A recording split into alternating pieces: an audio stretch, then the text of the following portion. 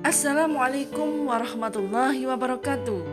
Alhamdulillah, kita bertemu kembali dalam pembelajaran daring. Semoga kita selalu sehat dan tetap semangat. Sebelum pembelajaran kita mulai, marilah kita berdoa agar mendapatkan keberkahan dari ilmu yang kita peroleh. Berdoa mulai. Selesai. Materi pembelajaran bahasa Indonesia pada hari ini adalah teks persuasi. Anak-anakku, apa saja yang kita pelajari pada teks persuasi? Yang pertama adalah menelaah isi teks persuasi. Yang kedua, menyimpulkan isi teks persuasi. Yang ketiga, menelaah struktur dan kaidah kebahasaan teks persuasi. Dan yang keempat adalah menyusun teks persuasi. Pembelajaran kita pada hari ini adalah menelaah isi teks persuasi, yaitu KD 3.13. Mengidentifikasi jenis saran, ajakan, arahan, dan pertimbangan tentang berbagai hal positif atas permasalahan aktual dari teks persuasi, lingkungan hidup, kondisi sosial, dan atau keragaman budaya yang didengar dan dibaca. Diharapkan setelah pembelajaran ini anak-anak dapat 1. Mengidentifikasi tentang informasi pada teks persuasi yang didengarkan atau dibaca dan cara menyajikan ulang isinya. Yang kedua, anak-anak dapat merumuskan informasi yang terdapat pada teks persuasi sesuai dengan bagian-bagian teks persuasi.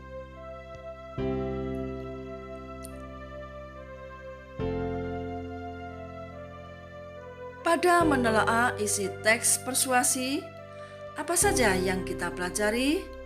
Yang pertama adalah pengertian teks persuasi. Yang kedua, bentuk dan jenis teks persuasi. Yang ketiga adalah ciri-ciri teks persuasi. Yang pertama, pengertian teks persuasi.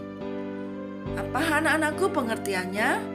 Teks persuasi adalah sebuah teks yang bersifat membujuk.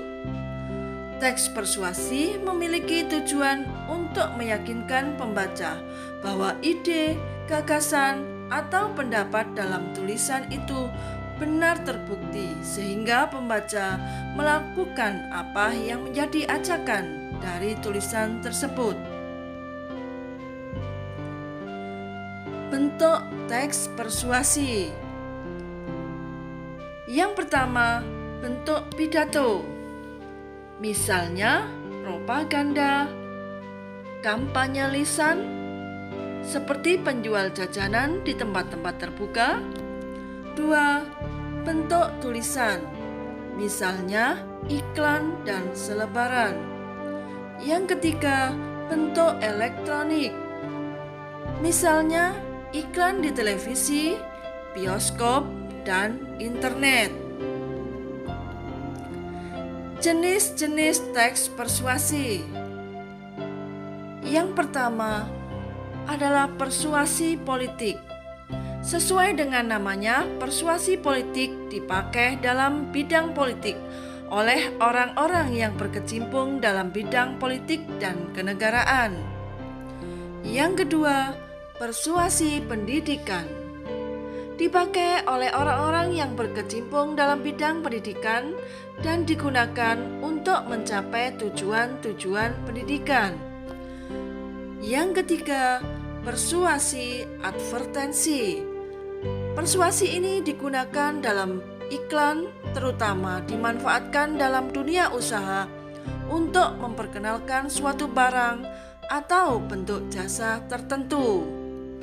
Dan yang keempat, persuasi propaganda. Objek yang disampaikan dalam persuasi propaganda adalah informasi. Persuasi propaganda sering dipakai dalam kegiatan kampanye.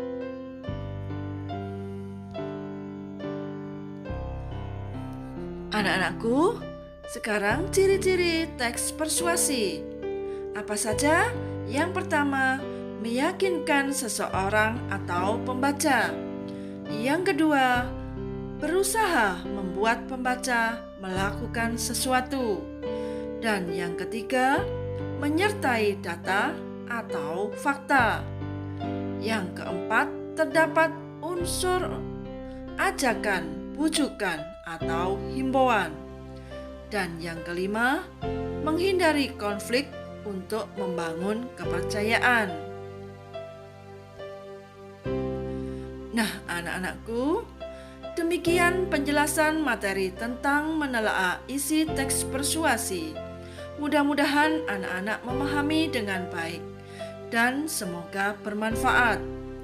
Wassalamualaikum warahmatullahi wabarakatuh.